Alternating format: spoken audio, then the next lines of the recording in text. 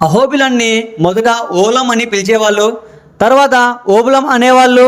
ఇప్పుడైతే అహోబిలం అని స్పష్టంగా అయితే పలుకుతున్నారు. సో ఫ్రెండ్స్, ఈ అహోబిలానికి మేమైతే స్మాల్ టూర్ అయితే వేసుకున్నాము. మేము మా ఫ్రెండ్స్ అంతా కలిసి ఈరోజు బయలుదేరాము అహోబిలానికి.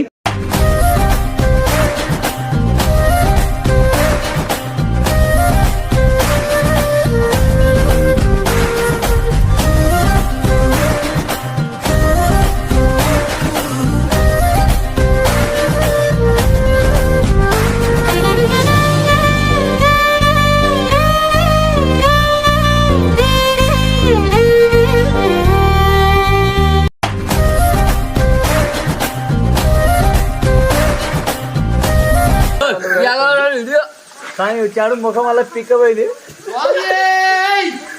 చూడండి, సాయి పైకి వచ్చాడు, చాలా అలసిపోయాడు. ఇక్కడ మేడం నడుచుకుంటూ పోతుంది, అలసిపోయింది. బ్రో చూడండి ఫేస్ ఎంత